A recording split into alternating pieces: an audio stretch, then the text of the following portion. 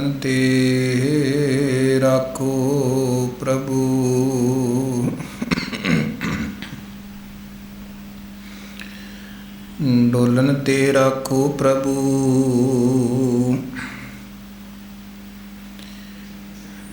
ਨਾਨਕ ਦੇ ਕਰ ਹੱਥ।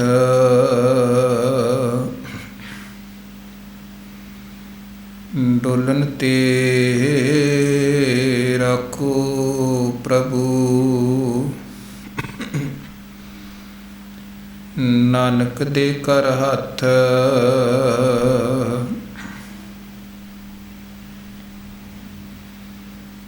ਸਮਰੱਥ ਗੁਰੂ ਸਿਰ ਹੱਥ ਧਰਿਓ,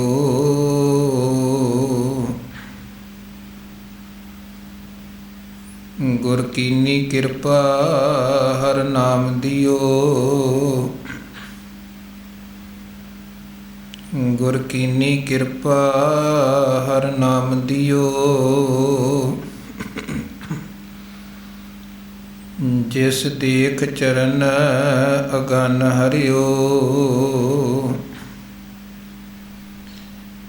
ਨਿਸਬਾਸੁਰ ਏਕ ਸਮਾਨ ਧਿਆਨ। ਸੋ ਨਾਮ ਸੁਨੇ ਸੁਤ ਭਾਨ ਡਰਿਓ, ਪਨ ਦਾਸ ਸੁਆਸ ਜਗਤਰ ਗੁਰੂ ਕੀ। ਪਾਰਸ ਭੇਟ ਪਰਸ ਕਰਿਓ,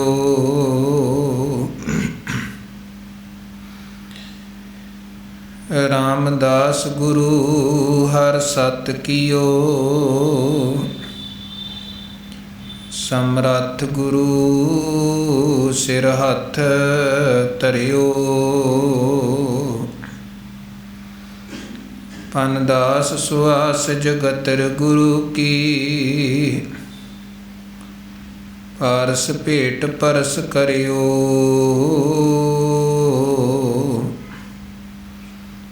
ਰਾਮਦਾਸ ਗੁਰੂ ਹਰ ਸਤ ਕੀਓ। ਸਮਰੱਥ ਗੁਰੂ ਸਿਰ ਹੱਥ ਧਰਿਓ।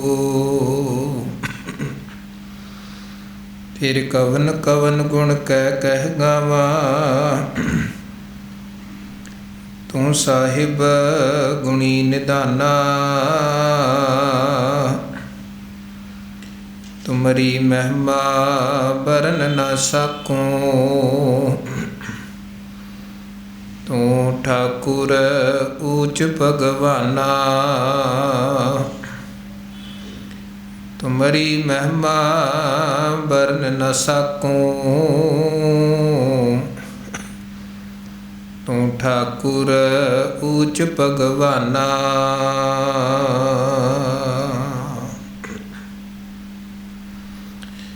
ਜੁਗ ਜੁਗ ਅਟਲ ਸਤਿਗੁਰੂ ਗੁਰਗੱਦੀ ਤੇ ਸੁਭਾਈਮਾਨ ਦਸਾਂ ਪਾਤਸ਼ਾਹੀਆਂ ਦੀ ਜੋਤ ਗਰੀਬ ਨਵਾਜ ਗੁਰੂ ਸਾਹਿਬ ਸ੍ਰੀ ਗੁਰੂ ਗ੍ਰੰਥ ਸਾਹਿਬ ਜੀ ਮਹਾਰਾਜ ਜੀ ਦੀ ਪਾਵਨ ਪਵਿੱਤਰ ਮੁਬਾਰਕ ਅੰਮ੍ਰਿਤਮਈ ਹਜ਼ੂਰੀ ਵਿਖੇ ਚਰਨ ਸ਼ਰਨ ਵਿਖੇ ਸੰਧਿਆ ਵੇਲੇ ਦੇ ਦੀਵਾਨਾਂ ਦੀ ਹਾਜ਼ਰੀ ਭਰ ਰਹੀ ਗੁਰੂ ਰੂਪ ਸਾਧ ਸੰਗਤ, ਸਤਿਗੁਰੂ ਜੀ ਦੀਆਂ ਬੇਅੰਤ ਰਹਿਮਤਾਂ ਬਖਸ਼ਿਸ਼ਾਂ ਹੋਈਆਂ ਹਨ। ਗੁਰੂ ਕੇ ਪਾਵਨ ਦਰਬਾਰ ਦਾ ਆਨੰਦ ਮਾਣਦੇ ਹੋਏ ਗੁਰੂ ਘਰ ਦੇ ਸਨਮਾਨ ਸਤਿਕਾਰਯੋਗ ਕੀਰਤਨੀਆਂ ਪਾਸੋਂ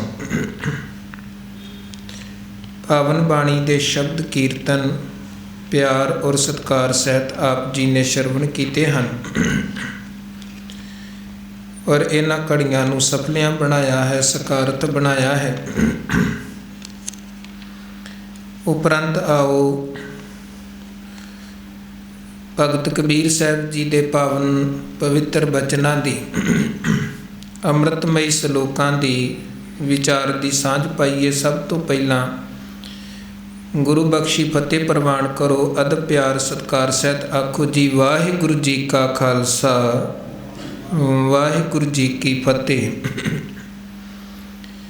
ਪਿਛਲੇ ਕਰੀਬਨ 4 ਦਿਨ ਚੌਥੇ ਪਾਤਸ਼ਾਹ ਗੁਰੂ ਰਾਮਦਾਸ ਜੀ ਮਹਾਰਾਜ ਜੀ ਦੇ ਪਾਵਨ ਪ੍ਰਕਾਸ਼ ਦਿਹਾੜੇ ਨੂੰ ਮੁੱਖ ਰੱਖਦੇ ਹੋਏ ਗੁਰੂ ਰਾਮਦਾਸ ਸਾਹਿਬ ਜੀਆਂ ਦੇ ਨਾਲ ਸੰਬੰਧਿਤ ਵਿਚਾਰਾਂ ਆਪ ਜੀ ਨੇ ਸ਼ਰਵਣ ਕੀਤੀਆਂ ਹਨ।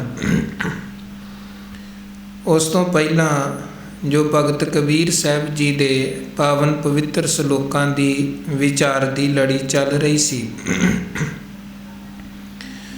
ਉਸ ਲੜੀ ਅਧੀਨ ਕਬੀਰ ਜੀ ਦੀ ਰਸਨਾ ਤੋਂ ਉਚਾਰਨ ਕੀਤੇ ਹੋਏ 204 ਸ਼ਲੋਕਾਂ ਤੱਕ ਦੀ ਵਿਚਾਰ ਆਪ ਜੀ ਨੇ ਸ਼ਰਵਣ ਕੀਤੀ ਹੈ। ਔਰ ਜਿੱਥੋਂ ਅਸੀਂ ਕਬੀਰ ਜੀ ਦੇ ਪਾਵਨ ਬਚਨਾਂ ਦੀ ਵਿਚਾਰ ਨੂੰ ਸੰਕੋਚਿਆ ਸੀ, 204 ਨੰਬਰ ਸ਼ਲੋਕ 'ਚ ਕਬੀਰ ਸਾਹਿਬ ਜੀ ਨੇ ਕਿਰਪਾ ਕਰਕੇ ਸਮਝਾਇਆ ਕਿ ਜਦੋਂ ਮਨੁੱਖ ਉਸ ਕਰਤੇ ਦੀ ਸਿਫਤ ਇਬਾਦਤ 'ਚ ਜੁੜ ਜਾਂਦਾ ਹੈ ਤੇ ਪਰਮਾਤਮਾ ਦਾ ਸਿਮਰਨ ਸਾਡੇ ਅੰਦਰ ਦੀ ਹਉਮੈ ਨੂੰ ਮਾਰਦਾ ਹੈ, ਹੰਕਾਰ ਨੂੰ ਖਤਮ ਕਰਦਾ ਹੈ। ਕਬੀਰ ਤੂੰ ਤੂੰ ਕਰਤਾ ਤੂੰ ਹੁਆ, ਮੁਝ ਮੈਂ ਰਹਾ ਨਾ ਹੂੰ। ਜਿਵੇਂ ਜਿਵੇਂ ਅੰਦਰ ਵਾਹਿਗੁਰੂ ਦੀ ਇਬਾਦਤ ਦਾ ਵਾਸਾ ਹੁੰਦਾ ਹੈ, ਤਿਵੇਂ ਤਿਵੇਂ ਅੰਦਰੋਂ ਹਉਮੈ ਮੁੱਕਦੀ ਹੈ। ਜਿਵੇਂ ਕਾਲੀ ਬੋੜੀ ਰਾਤ, ਘੁੱਪ ਹਨੇਰਾ, ਪਰ ਜਿਵੇਂ ਜਿਵੇਂ ਸਵੇਰੇ ਸੂਰਜ ਚੜ੍ਹਨਾ ਆਰੰਭ ਹੁੰਦਾ ਹੈ, ਸੂਰਜ ਦੀ ਲਾਲੀ ਫੈਲਦੀ ਹੈ ਤੇ ਸਹਿਜੇ ਸਹਿਜੇ ਹਨੇਰਾ ਫਿਰ ਮੱਧਮ ਪੈਣਾ ਸ਼ੁਰੂ ਹੋ ਜਾਂਦਾ ਹੈ। ਜਿੰਨੀ ਮਰਜ਼ੀ ਮੱਸਿਆ ਦੀ ਐਨ ਕਾਲੀ ਰਾਤ ਹੋਵੇ, ਪਰ ਜਿਵੇਂ ਸੂਰਜ ਉਦੇ ਹੁੰਦਾ ਹੈ ਜਾਂ ਸੂਰਜ ਦੇ ਉਦੈ ਹੋਣ ਤੋਂ ਪਹਿਲਾਂ ਹੀ ਸੂਰਜ ਦੀ ਲਾਲੀ ਜਿਵੇਂ ਜਿਵੇਂ ਫੈਲਣੀ ਸ਼ੁਰੂ ਹੁੰਦੀ ਹੈ, ਉਹ ਹਨੇਰਾ ਮੁੱਕਦਾ ਜਾਂਦਾ ਹੈ। ਫਿਰ ਇੱਕ ਸਮਾਂ ਐਸਾ ਆਉਂਦਾ ਹੈ ਜਦੋਂ ਐਨ ਚਿੱਟਾ ਚਾਨਣ, ਕੋਈ ਹਨੇਰਾ ਨਹੀਂ।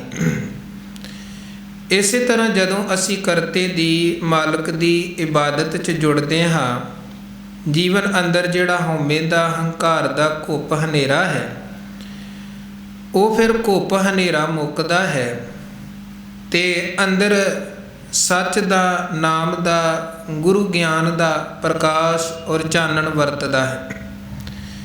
ਇਸੇ ਨੂੰ ਬਾਣੀ 'ਚ ਕੇਵਲ ਕਬੀਰ ਸਾਹਿਬ ਨੇ ਨਹੀਂ ਬਲਕਿ ਹੋਰ ਭਗਤਾਂ ਨੇ, ਗੁਰੂ ਸਾਹਿਬ ਨੇ ਵੀ ਇਹ ਚੀਜ਼ ਦਾ ਜ਼ਿਕਰ ਕੀਤਾ ਹੈ ਕਿ ਜਬ ਹਮ ਹੋਤੇ ਤਬ ਤੂੰ ਨਾਹੀ, ਅਬ ਤੂੰ ਹੀ ਮੈਂ ਨਾਹੀ। ਜਿੰਨੀ ਦੇਰ ਰੱਬ ਤੋਂ, ਅਕਾਲ ਪੁਰਖ ਔਰ ਮਾਲਕ ਦੇ ਨਾਮ ਤੋਂ ਅਸੀਂ ਟੁੱਟੇ ਸੀ, ਉਨੀ ਦੇਰ ਤੱਕ ਅੰਦਰ ਹੰਕਾਰ ਦੇ ਹਨੇਰੇ ਵਾਲੀ ਬਿਰਤੀ। ਪਰ ਹੁਣ ਜਦੋਂ ਵਾਹਿਗੁਰੂ ਦਾ ਸਿਮਰਨ ਅੰਦਰ ਆ ਕੇ ਵਰਤਿਆ ਹੈ, ਫਿਰ ਅੰਦਰ ਗਿਆਨ ਦੇ ਚਾਨਣ ਪ੍ਰਕਾਸ਼ ਵਾਲੀ ਬਿਰਤੀ ਹੋ ਗਈ ਹੈ। ਕਬੀਰ ਜੀ ਕਹਿੰਦੇ ਜਬ ਆਪਾ ਪਰ ਕਾ ਮਿਟ ਗਿਆ ਜਤ ਦੇਖੂੰ ਤਤ ਤੂੰ। ਜਦੋਂ ਉਹ ਅੰਦਰ ਤੋਂ ਹੰਕਾਰ ਦਾ ਪਰਦਾ ਮੁੱਕ ਗਿਆ ਹੈ, ਹੁਣ ਤੇ ਜਿੱਧਰ ਅਸੀਂ ਵੇਂਦੇ ਹਾਂ ਰੱਬ ਹੀ ਰੱਬ ਦਿਸਦਾ ਹੈ। ਨਹੀਂ ਤੇ ਪਹਿਲਾਂ ਹੰਕਾਰ ਦੇ ਪਰਦੇ ਕਰਕੇ ਬੜਾ ਵਖਰੇਵਾਂ ਲੱਗਦਾ ਸੀ, ਕੋਈ ਉੱਚਾ ਲੱਗਦਾ ਸੀ, ਕੋਈ ਨੀਵਾਂ ਲੱਗਦਾ ਸੀ, ਕੋਈ ਆਪਣਾ ਲੱਗਦਾ ਸੀ, ਕੋਈ ਬਗਾਨਾ ਲੱਗਦਾ ਸੀ, ਕੋਈ ਦੁਸ਼ਮਣ ਲੱਗਦਾ ਸੀ, ਕੋਈ ਮਿੱਤਰ ਲੱਗਦਾ ਸੀ। ਭਾਵ ਹਰ ਇੱਕ ਦੇ ਪ੍ਰਤੀ ਨਜ਼ਰੀਆ ਅਲੱਗ-ਅਲੱਗ ਸੀ, ਸੋਚ ਅਲੱਗ-ਅਲੱਗ ਸੀ। ਪਰ ਜਦੋਂ ਹੁਣ ਗੁਰੂ ਨੇ ਕਿਰਪਾ ਕੀਤੀ, ਵਾਹਿਗੁਰੂ ਦੇ ਸਿਮਰਨ ਦਾ ਅੰਦਰ ਪ੍ਰਤਾਪ ਤੇ ਪ੍ਰਭਾਵ ਵਰਤਿਆ, ਜੀਵਨ 'ਚ ਐਨ ਗਿਆਨ ਦਾ ਚਾਨਣ ਹੋ ਗਿਆ। ਹੁਣ ਪਤਾ ਲੱਗ ਗਿਆ ਕੋਈ ਬਗਾਨਾ ਨਹੀਂ ਹੈ, ਕੋਈ ਓਪਰਾ ਨਹੀਂ ਹੈ, ਬਲਕਿ ਸਭ ਕੋ ਮੀਤ ਹਮ ਆਪਨ ਕੀਨਾ, ਹਮ ਸਭਨਾ ਕੇ ਸਾਜਨ। ਅਵਲ ਅੱਲਾ ਨੂਰ ਉਪਾਇਆ, ਕੁਦਰਤ ਕੇ ਸਭ ਬੰਦੇ ਏਕ ਨੂਰ ਤੇ ਸਭ ਜਗ ਉਪਜਿਆ, ਕੌਣ ਭਲੇ ਕੋ ਮੰਦੇ। ਇਦੋਂ ਅੱਗੇ 205 ਨੰਬਰ ਸ਼ਲੋਕ ਅੰਦਰ ਕਬੀਰ ਸਾਹਿਬ ਜੀ ਇੱਕ ਸਾਖਤ, ਇੱਕ ਮਨਮੁਖ ਵਿਅਕਤੀ ਦੀ ਬਿਰਤੀ ਦਾ, ਸੁਭਾਅ ਦਾ ਜ਼ਿਕਰ ਕਰਦੇ ਹਨ। ਕਬੀਰ ਬਿਕਾਰੈ ਚਿਤਵਤੇ ਝੂਠੇ ਕਰਤੇ ਆਸ। ਇੱਕ ਵਿਕਾਰੀ ਮਨੁੱਖ, ਦਿਨ ਰਾਤ ਉਹਦੇ ਅੰਦਰ ਵਿਕਾਰੀ ਸੋਚ, ਵਿਕਾਰੀ ਸੰਕਲਪ, ਵਿਕਾਰੀ ਖਿਆਲ ਪੈਦਾ ਹੁੰਦੇ ਹਨ ਔਰ ਉਹ ਵਿਕਾਰਾਂ ਦੇ ਅਧੀਨ ਕਿਸੇ ਵੀ ਤਰ੍ਹਾਂ ਦਾ ਵਿਕਾਰ ਹੈ। ਕਾਮ ਵਾਸ਼ਨਾ ਦਾ ਆਪਣਾ ਪ੍ਰਭਾਵ, ਕ੍ਰੋਧ ਦਾ ਆਪਣਾ, ਲੋਭ ਦਾ ਆਪਣਾ, ਮੋਹ ਤੇ ਹੰਕਾਰ ਦਾ ਆਪਣਾ ਆਪਣਾ ਪ੍ਰਭਾਵ। ਤੇ ਵੇਖੋ, ਇਹ ਹੋ ਸਕਦਾ ਹੈ ਕਿਸੇ ਦੇ ਜੀਵਨ ਅੰਦਰ ਕਾਮ ਵਾਸ਼ਨਾ ਦਾ ਬਹੁਤਾ ਪ੍ਰਭਾਵ ਹੋਵੇ, ਕਿਸੇ ਅੰਦਰ ਕ੍ਰੋਧ ਦਾ ਜ਼ਿਆਦਾ ਪ੍ਰਭਾਵ ਹੋ ਸਕਦਾ, ਕਿਸੇ ਦੇ ਅੰਦਰ ਮੋਹ ਦਾ, ਕੋਈ ਜ਼ਿਆਦਾ ਲੋਭੀ ਹੋ ਸਕਦਾ, ਕੋਈ ਹੰਕਾਰੀ ਹੋ ਸਕਦਾ ਹੈ, ਕਿਸੇ ਅੰਦਰ 2 ਅਵਗੁਣ ਹੋ ਸਕਦੇ, ਕਿਸੇ ਅੰਦਰ 4 ਹੋ ਸਕਦੇ, ਕੋਈ ਹੋ ਸਕਦਾ ਇਹਨਾਂ ਵਿਕਾਰਾਂ ਗਰਸਿਆ ਹੋਵੇ ਕਿ 5 ਹੀ ਅਵਗੁਣਾਂ ਦਾ ਉਹਦੇ ਅੰਦਰ ਐਨ ਸਿਖਰ ਵਾਲਾ ਪ੍ਰਬਲ ਪ੍ਰਭਾਵ ਹੋਵੇ। ਹੁਣ ਕਿਸੇ ਵੀ ਤਰ੍ਹਾਂ ਦੇ ਵਿਕਾਰ ਦਾ ਜਦੋਂ ਮਨ ਤੇ ਪ੍ਰਭਾਵ ਪੈਂਦਾ ਹੈ ਤੇ ਫਿਰ ਮਨੁੱਖ ਦੀ ਸੋਚ ਬਿਲਕੁਲ ਉਸੇ ਵਿਕਾਰ ਦੇ ਮੁਤਾਬਕ ਬਣਦੀ ਹੈ। ਜੇ ਲੋਭ ਹੈ ਤੇ ਲੋਭੀ ਮਨੁੱਖ ਦੇ ਮਨ ਅੰਦਰ ਫਿਰ ਉਸੇ ਤਰ੍ਹਾਂ ਦੀਆਂ ਪਦਾਰਥਵਾਦੀ ਕਲਪਨਾ ਬਣਦੀਆਂ ਨੇ, ਧਨ ਦੀਆਂ ਕਲਪਨਾ ਬਣਨੀਆਂ, ਜਾਂ ਜਿਸ ਵੀ ਚੀਜ਼ ਦਾ ਲੋਭ ਹੈ। ਕਿਉਂਕਿ ਸਤਿਗੁਰੂ ਨੇ ਬਾਣੀ 'ਚ ਲੋਭ ਤੇ ਤ੍ਰਿਸ਼ਨਾ ਦੀ ਵੀ ਗੱਲ ਜਿੱਥੇ ਕੀਤੀ ਹੈ ਨਾ, ਇੱਕ ਤੇ ਮਾਇਆ ਦਾ, ਪੈਸੇ ਦਾ ਲੋਭ, ਪਰ ਕੇਵਲ ਇਸੇ ਚੀਜ਼ ਦਾ ਲੋਭ ਮਨੁੱਖ ਨੂੰ ਨਹੀਂ ਹੁੰਦਾ ਹੈ। ਕੁਝ ਚੀਜ਼ਾਂ ਦੇ ਹੋਰ ਵੀ ਲੋਭ ਦੀ ਗੱਲ ਗੁਰੂ ਸਾਹਿਬ ਨੇ ਬਾਣੀ 'ਚ ਕੀਤੀ ਹੈ। ਇੱਕ ਜਗ੍ਹਾ ਮਹਾਰਾਜ ਕਹਿੰਦੇ, ਇਹ ਤ੍ਰਿਸ਼ਨਾ ਵੱਡਾ ਰੋਗ ਲੱਗਾ ਮਰਨ ਮਨੋਂ ਵਿਸਾਰਿਆ। ਇੱਕ ਮਨੁੱਖ ਦੇ ਮਨ ਅੰਦਰ ਇਹ ਤ੍ਰਿਸ਼ਨਾ ਹੈ। ਕਿਹੜੀ ਤ੍ਰਿਸ਼ਨਾ? ਬਹੁਤਾ ਜੀਵਨ ਲੋੜੀ ਹੈ, ਮੂਆ ਨਾ ਲੋੜੈ ਕੋਏ। ਲੰਬੇ ਜੀਵਨ ਦੀ ਤ੍ਰਿਸ਼ਨਾ, ਲੰਬੇ ਜੀਵਨ ਦਾ ਲਾਲਚ ਵੀ ਮਨੁੱਖਾਂ ਦੇ ਮਨ ਅੰਦਰ ਹੁੰਦਾ ਹੈ। ਜਿੱਥੇ ਬੰਦਾ ਪੈਸੇ ਤੋਂ ਵੀ ਵੱਧ ਕੇ ਚਾਹੁੰਦਾ ਹੈ ਕਿ ਹੋਰ ਲੰਬਾ ਜੀਵਨ ਮਿਲ ਜਾਏ, ਜੇ ਪੈਸਾ ਵੀ ਲਾਉਣਾ ਪੈ ਜਾਵੇ ਕੋਈ ਪਰਵਾਹ ਨਹੀਂ ਹੈ। ਕੁਝ ਲੋਕ ਐਸੇ ਹੁੰਦੇ ਹਨ ਜਿਹੜੇ ਪੈਸੇ ਦੀ ਕੰਜੂਸੀ ਕਰਦੇ ਰਹਿ ਜਾਂਦੇ ਹਨ, ਜੀਵਨ ਮੁੱਕ ਜਾਂਦਾ ਹੈ, ਉਹਨਾਂ ਦਾ ਧਿਆਨ ਪੈਸੇ ਤੇ ਹੀ ਰਹਿੰਦਾ ਹੈ। ਕਿਸੇ ਦਾ ਪੈਸੇ ਪ੍ਰਤੀ ਲਾਲਚ, ਕਿਸੇ ਦਾ ਬਹੁਤੇ ਜੀਵਨ ਪ੍ਰਤੀ ਲਾਲਚ। ਤੇ ਇੱਕ ਹੋਰ ਸਤਿਗੁਰੂ ਨੇ ਲੋਭ ਦੀ ਗੱਲ ਕੀਤੀ ਹੈ, ਉਹ ਹੈ ਬਹੁਤੀ ਸ਼ੋਭਾ, ਬਹੁਤੀ ਵਡਿਆਈ ਦਾ ਲਾਲਚ। ਕਈ ਲੋਕ ਐਸੇ ਅਕਸਰ ਅਸੀਂ ਸਮਾਜ ਅੰਦਰ ਵੇਖਦੇ ਹਾਂ, ਉਹਨਾਂ ਦੇ ਅੰਦਰ ਇਹ ਤ੍ਰਿਸ਼ਨਾ ਕਿ ਮੇਰਾ ਚੰਗਾ ਨਾਮਣਾ ਹੋਣਾ ਚਾਹੀਦਾ ਹੈ, ਮੇਰੀ ਚੰਗੀ ਸ਼ੋਭਾ ਹੋਣੀ ਚਾਹੀਦੀ ਹੈ। ਉਹ ਜਿਹੜਾ ਵੀ ਕਰਮ ਕਰਨਗੇ ਬੜਾ ਵਿਖਾ ਵਿਖਾ ਕੇ ਕਰਨਗੇ ਕਿ ਲੋਕ ਮੇਰੀ ਤਾਰੀਫ ਕਰਨ, ਮੇਰੀ ਵਡਿਆਈ ਕਰਨ, ਮੇਰੀ ਸ਼ੋਭਾ ਕਰਨ। ਇਸੇ ਨੂੰ ਮਹਾਰਾਜ ਨੇ ਬਾਣੀ 'ਚ ਇੱਦਾਂ ਵੀ ਵਰਣਨ ਕੀਤਾ ਹੈ, ਸਤੀਆਂ ਮਨ ਸੰਤੋਖ ਉਪਜੈ ਦੇਣਾ ਕੈ ਵਿਚਾਰ, ਦੇ ਦੇ ਮੰਗੈ ਸਹਿਸਾ ਗੁਣਾ ਸ਼ੋਭ ਕਰੇ ਸੰਸਾਰ। ਲਾਹੌਰ ਤੇ ਦੁਨੀ ਚੰਦ ਦਾ ਜਦੋਂ ਅਸੀਂ ਇਤਿਹਾਸ ਪੜ੍ਹੀਏ ਨਾ, ਤੇ ਇਹ ਦੁਨੀ ਚੰਦ ਧਨ ਦਾ ਵੀ ਬੜਾ ਲੋਭੀ ਸੀ, ਇਹ ਆਪਣੀ ਵਡਿਆਈ ਦਾ ਵੀ ਬੜਾ ਲੋਭੀ ਸੀ। ਦਿਨ ਰਾਤ ਮੇਰੇ ਕੋਲ ਬਹੁਤਾ ਧਨ ਕਿੱਦਾਂ ਹੋਵੇ, ਇਹ ਵੀ ਇਹਦਾ ਯਤਨ ਹੁੰਦਾ ਸੀ। ਤੇ ਜਿਵੇਂ ਜਿਵੇਂ ਇਹਦੇ ਕੋਲ ਧਨ ਵੱਧਦਾ ਜਾਂਦਾ ਸੀ, ਇਹ ਆਪਣੇ ਮਹਿਲਾਂ ਤੇ ਝੰਡੇ ਲਾਈ ਜਾਂਦਾ ਸੀ ਕਿ ਲੋਕ ਹੋਰ ਮੇਰੀ ਤਾਰੀਫ ਕਰਨ, ਵਡਿਆਈ ਕਰਨ।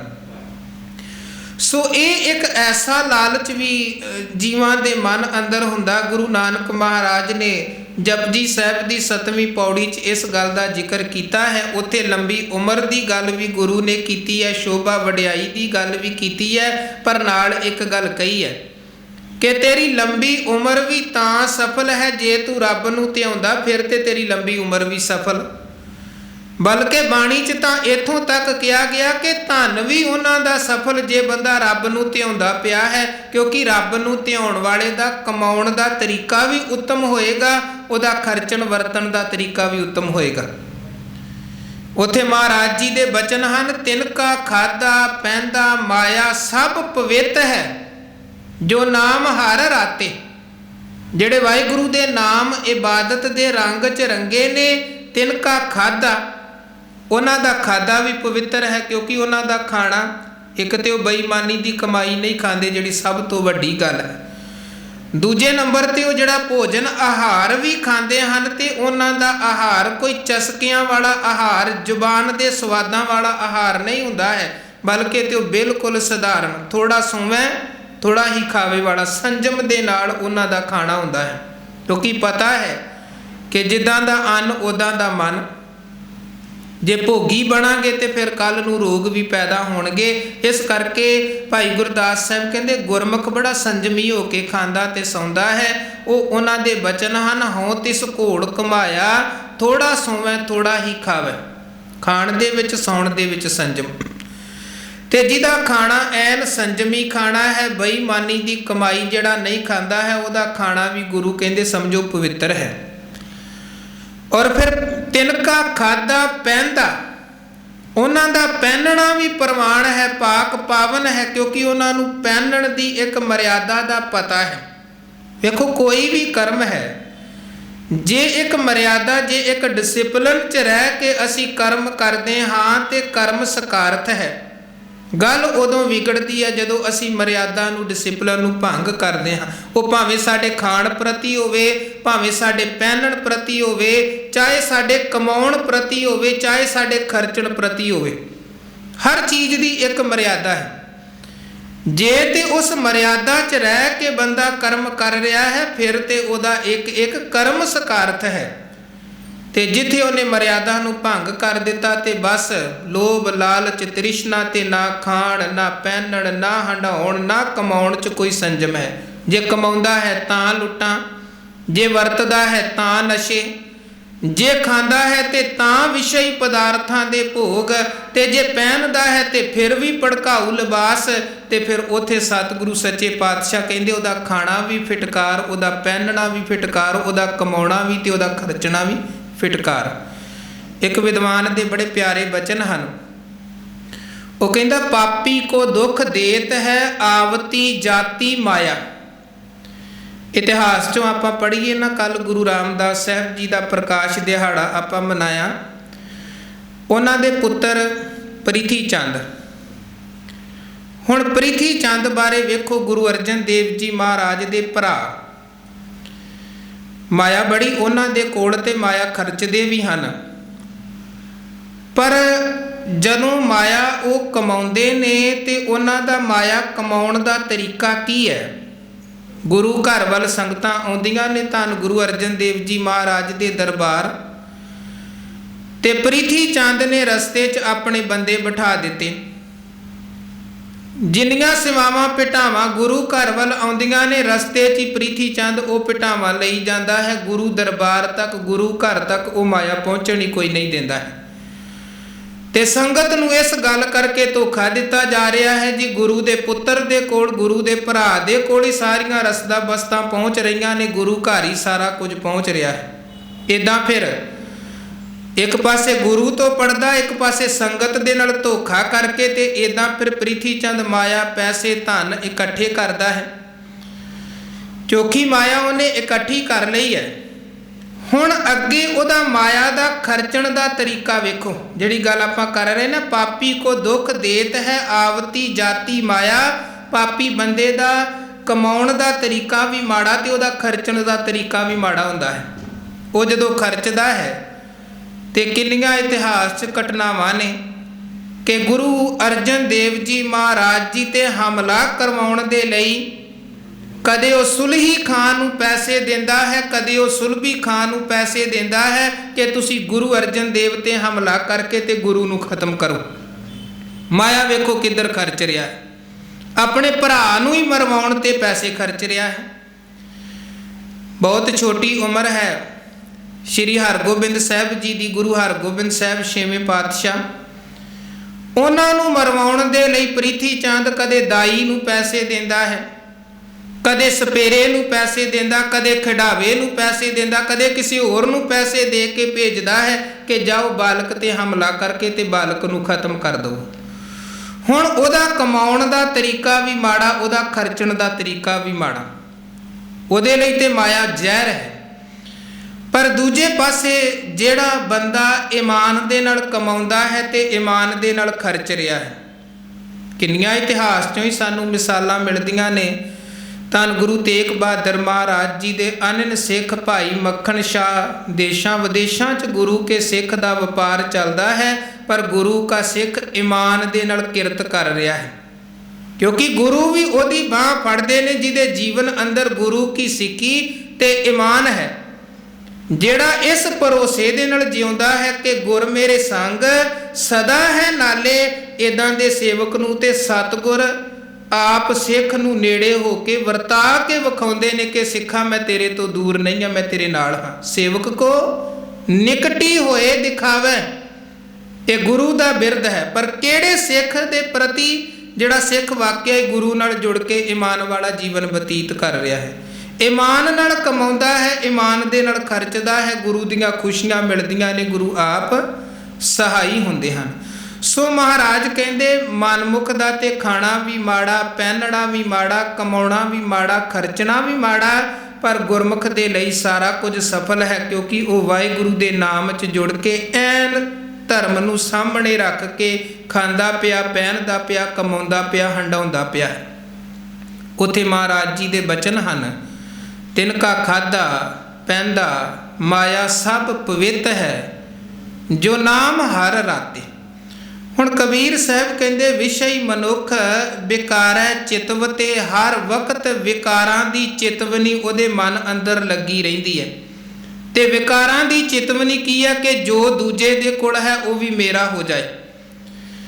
ਦੂਜੇ ਦੇ ਤਨ ਪ੍ਰਤੀ, ਦੂਜੇ ਦੇ ਧਨ ਪ੍ਰਤੀ, ਦੂਜੇ ਦੀ ਇੱਜ਼ਤ ਆਬਰੂ ਪ੍ਰਤੀ, ਦੂਜੇ ਦੇ ਸੁੱਖ ਪ੍ਰਤੀ ਵਿਕਾਰੀ ਮਨੁੱਖ ਦੇ ਮਨ ਅੰਦਰ ਮਾੜੇ ਖਿਆਲ ਵਿਚਾਰ ਹੁੰਦੇ ਹਨ।